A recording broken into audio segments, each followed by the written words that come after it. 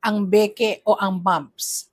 So paggising mo ng isang umaga, bakit parang may itinatago kang siopaw sa gilid ng leeg mo? Tapos sobrang sakit kapag lumulunok ka. So ang una nating naiisip ay hala, baka tumubo na yung wisdom tooth ko. O kaya may malalang bukol na ako sa leeg.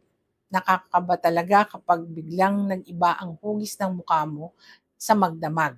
Pero bago ka mag-overthink at maiyak sa kaba, alamin muna natin ang madalas na dahilan nito.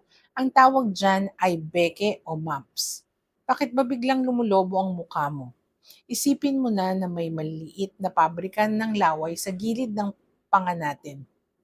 So kapag pinasok ito ng mumps virus, namamaga ito at naiipon ang fluids na parang espongha na sumisipsip ng sobrang daming tubig. Dahil dyan, mabilis itong lumaki kaya nagmumukha kang may nakatagong pagkain sa pisngi at talagang sasakit ito kapag numunguya ka na. So may seryosong komplikasyon dito na kadalasan hindi inaasahan ng marami lalo na sa mga kalalakihan. Kapag hinayaan mo lang ang virus at pinilit mo pang magpakapagod sa labas, ang pamamaga ay pwedeng kumalat sa mga lalaking tinatamaan nito, pwede itong bumaba sa mismong testicles at magdulot ng matinding pananakit. So kapag nangyari ito, maaari itong makaapekto sa kakayahan mong magkaanak sa hinaharap. Paano ba ito gagamutin?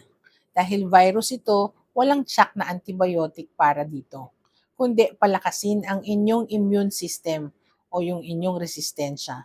Magpahinga ng husto, uminom ng maraming tubig at kumain muna ng mga malalambot na pagkain tulad ng lugaw para hindi masyadong gumagalaw ang panga. At higit sa lahat, mag-isolate muna sa kwarto dahil sobrang bilis nitong makahawa sa pamamagitan ng laway at pag-ubo. Kaya kung nag-iba ang shape ng mukha dahil sa beke, huwag nang piliting pumasok. Pahinga lang ang katapat niyan at itag mo ang pamilya mo para alam nila ang gagawin and follow for more medical truths.